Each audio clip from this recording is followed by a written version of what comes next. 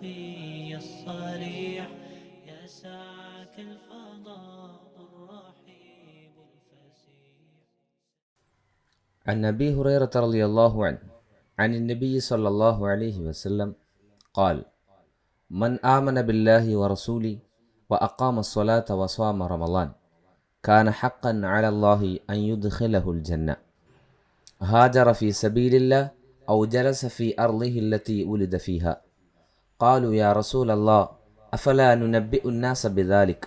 قال: إن في الجنة 100 درجة أعدها الله للمجاهدين في سبيلي، كل درجتين ما بينهما كما بين السماء والأرض. فإذا سألتم الله فسلوه الفردوس فإنه أوسط الجنة وأعلى الجنة وفوقه عرش الرحمن ومنه تفجر أنهار الجنة. السلام علیکم ورحمۃ اللہ وبرکاتہ۔ ریڈیو HRDF میں خوش آمدید۔ حضرت ابو ہریرہ رضی اللہ تعالیٰ عنہ روایت کرتے ہیں کہ نبی کریم صلی اللہ علیہ وسلم نے فرمایا: جو اللہ اور اس کے رسول پر ایمان لایا، نماز قائم کی، رمضان کے روزے رکھے، تو اللہ پر حق ہے کہ اسے جنت میں داخل کرے، خواہ اس نے ہجرت کی ہو یا وہیں مقیم رہا ہو جہاں اس کی پیدائش ہوئی تھی۔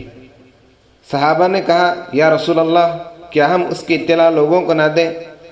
نبی کریم صلی اللہ علیہ وسلم نے فرمایا: جنت میں 100 درجے ہیں جنہیں اللہ تعالیٰ نے اپنے راستے میں جہاد کرنے والوں کے لیے تیار کیا ہے۔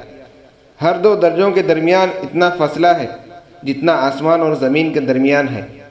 پس جب تم اللہ سے سوال کرو تو فردوس کا سوال کرو، کیونکہ وہ درمیانہ درجے کی جنت ہے اور بلند ترین، اور اس کے اوپر رحمان کا عرش ہے، اور اسی سے جنت کی نہریں نکلتی ہیں۔